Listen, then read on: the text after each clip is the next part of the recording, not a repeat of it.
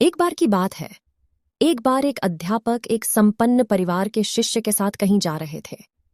तो उस शिष्य को कुछ मजाक सूझी, क्योंकि उसको रास्ते में किसी गरीब मजदूर के जूते दिखाई दिए। उसने अध्यापक से कहा, गुरुजी, अगर हम इन जूतों को छुपा दें तो कितना मजा आएगा। अब उसको तो मजाक सूझ रहा था, लेकिन गुरुजी ने कहा कि नहीं, गरीब इंसान के साथ इस तरह का भद्दा मजाक करना ठीक नहीं है।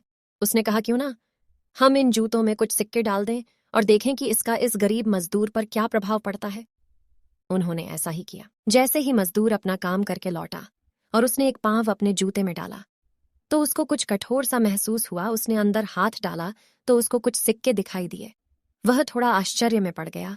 आसपास किसी को देखा तो कोई भी दिखाई नहीं दिया। उसने दूसरा पैर अपने दूसरे जूते में डाला और उसको उसमें भी कुछ सिक्के दिखाई दिए।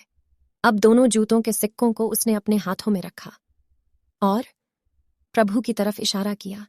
हे प्रभु, पता नहीं किस भले मानुष ने यह सिक्के मेरे जूतों में छुपाए हैं, लेकिन जिसने भी छुपाए हैं उसको मेरी दुआ है, ताकि इन पैसों से मैं अपने बच्चों और पत्नी के लिए कुछ खाना और दवाइयां ला सकूंगा। और इतना बोलकर वह चला गया। इस बात को शिष्य और अध्यापक दोनों सुन रहे थे। अब अध्यापक ने शिष्य से पूछा कि अब तुम मुझे बताओ कि तुम्हें कैसा महसूस हुआ, तुम्हारी पहले वाली मजाक या मेरा यह तरीका। तो उसने कहा कि गुरुजी, मैं आपसे क्षमा चाहता हूं। अब मुझे समझ आ गया है कि सच्ची खुशी किस चीज में है।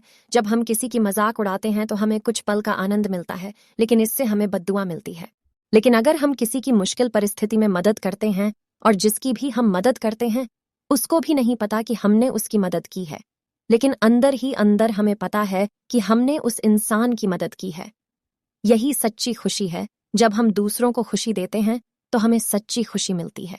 इसी तरह खुशियां बांटते रहिए, लोगों की मदद करते रहिए और दान करते रहिए जिसके भी आप काबिल हो। जितना भी आपसे बन पड़े दान करें, लेकिन दान जरूर करें। इसका मतलब यह नहीं है कि आपको कंपलसरी या अनिवार्य रूप से इतने रुपए दान करने ही चाहिए, क्योंकि हर किसी की जरूरत अलग अलग हो सकती है। अगर आप किसी को पैसों का दान नहीं कर सकते तो कम से कम चीजों का दान तो कर ही सकते हैं। मुझे पूरी उम्मीद है कि यह हार्ट टचिंग स्टोरी आपको जरूर अच्छी लगी होगी। आपका कीमती समय देने के लिए दिल से शुक्रिया।